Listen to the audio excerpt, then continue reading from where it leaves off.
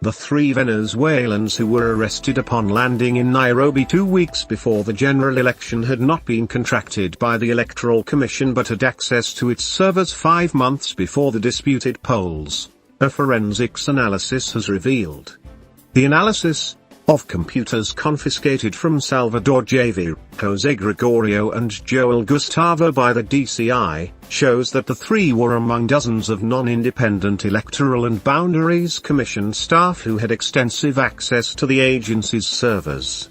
This access, granted through a company linked to a senior politician from Northeastern, is currently among various electoral fraud matters being investigated by the DCI, whom the Azimio coalition wants to be summoned to the Supreme Court to testify in their petition.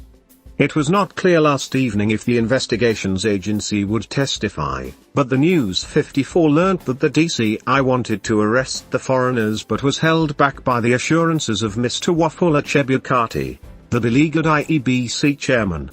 Mr. Chebukati, in a meeting held on July 28, assured DCI George Kanotai and Police Inspector General Hilary Mutyambai that IEBC's systems were impenetrable and that it is only accredited employees who had access to it. Mr. Chebukati also told the DCI and Inspector General during the meeting at Jogu House that the three Venezuelans had been contracted by IEBC to provide support on behalf of Smartmatic International, the company contracted to provide electoral management technology by the Commission. Detectives who have been on the case since July now believe that was not the case, and that the three worked for a different entity linked to the Northeastern politician.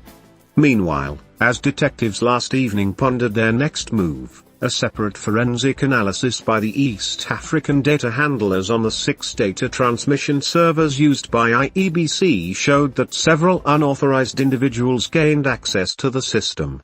There were also several successful attempts to download Form 34C, which was used by Mr. Chebukati to announce the winner of the presidential election. Form 34C is a summation of all Forms 34B which contain tallies from each of the 290 constituencies. The Forms 34B were to be generated by tallying the results of the presidential poll from polling stations through Forms 34A.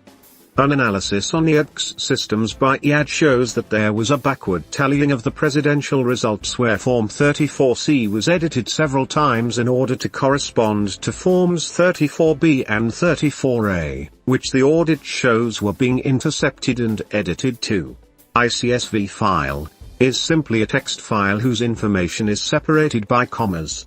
Hackers prefer to use it because its contents can be edited by anyone who has access to the system using programs that don't have to direct communicate with each other, which makes it difficult for investigators to trace the source of the intrusion.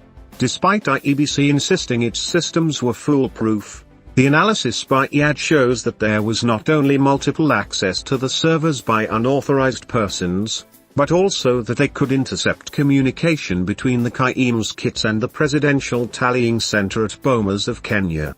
The level of interception was so grave that a number of Forms 35, which were used for the parliamentary elections, found themselves inside the servers used for tallying the presidential poll.